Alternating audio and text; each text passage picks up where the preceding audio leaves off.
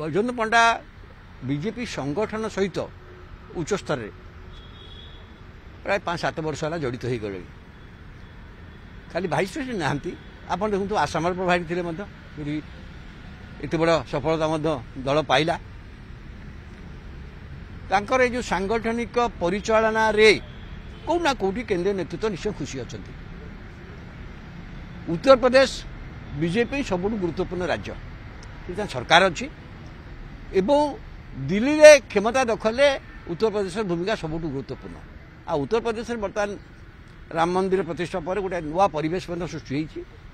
ସେଠି ବୈଜୟନ୍ତ ପଣ୍ଡାଙ୍କୁ ଦାୟିତ୍ୱ ଦିଆହେଇଛି ମାନେ ସେ ସମସ୍ତଙ୍କୁ ଯୋଡ଼ି ପାରିବେ ଏ ବିଶ୍ୱାସ ଅଛି ବୋଲି ତାଙ୍କୁ ଦେଇଛନ୍ତି ଦାୟିତ୍ୱ। ଏଥିରେ ନିଶ୍ଚିତ ଭାବରେ ସେତିକି ସିଏ ତ ଖୁସି ହେବେ। ଓଡ଼ିଆ ଲୋକମାନଙ୍କୁ ବିଜେପିରେ ସଂଗଠନରେ ଦାୟିତ୍ୱ ଦେବା ଆଗରୁ ଧର୍ମେନ୍ଦ୍ର ପ୍ରଧାନ ମଧ୍ୟ ପାଉଥିଲେ, ବର୍ତ୍ତମାନ ବୈଜୟନ୍ତ ପଣ୍ଡା ସମ ପରିମାଣର ଦାୟିତ୍ୱ ମଧ୍ୟ ମିଳିଛି।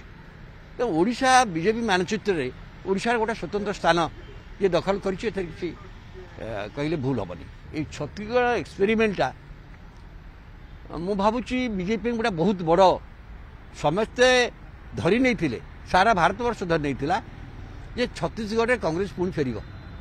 କିନ୍ତୁ ଛତିଶଗଡ଼ରେ ମଧ୍ୟପ୍ରଦେଶ ଥିଲା, ଆସିବେ କି ନାହିଁ ଥିଲା।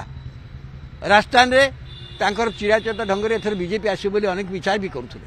କିନ୍ତୁ ଛତିଶଗଡ଼ ପରିବର୍ତ୍ତନଟା ସମସ୍ତଙ୍କୁ ମୁହଁ ବନ୍ଦ କରିଦେଇଛି।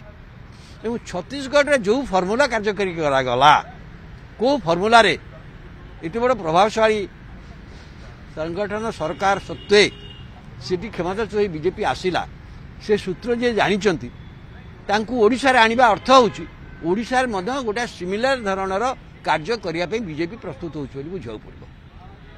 ସିଏ ଆସିବା ଏଇଟା ହିଁ ସୂଚନା ଦେଉଛି। ଯେମିତି ଭାବରେ କଂଗ୍ରେସ କ'ଣ କହୁଛି ବର୍ତ୍ତମାନ, ଯେହେତୁ କଂଗ୍ରେସ ଚାରିଆଡ଼େ ଗଲା, ବର୍ତ୍ତମାନ କଂଗ୍ରେସ ବାଲା କହୁଛନ୍ତି ଆମେ ତେଲେଙ୍ଗାନା ଢାଞ୍ଚାରେ ଏଠି କରିବୁ ତେଲେଙ୍ଗାନା ଫର୍ମୁଲା। ସେମିତି ଭାବରେ ଯଦି ଭୁବନେଶ୍ୱରକୁ ଆସୁଛନ୍ତି ଯେଉଁମାନେ ଛତିଶଗଡ଼ର ମନ୍ତ୍ରୀ ଆସୁଛନ୍ତି, ଛତିଶଗଡ଼ ଫର୍ମୁଲା ଓଡ଼ିଶାରେ ଲାଗୁ ହେବ। ଛତିଶଗଡ଼ ଫର୍ମୁଲାଟି କ'ଣ ତା ମଧ୍ୟ ବୁଝିବା ଦରକାର। ମୁଁ ଅନେକ ଲୋକ ଛତିଶଗଡ଼ ଫର୍ମୁଲାକୁ ଠିକ୍ ଭାବରେ ଅନୁଧ୍ୟାନ କରିଛନ୍ତି, ମୁଁ କହିପାରିବିନି। ସେ ଫର୍ମୁଲା ଯଦି ଓଡ଼ିଶାରେ ପ୍ରକୃତରେ କାର୍ଯ୍ୟକାରୀ କରନ୍ତି, ଓଡ଼ିଶାରେ ବହୁତ କିଛି ଅପସେଟ୍ ହୋଇଯିବ।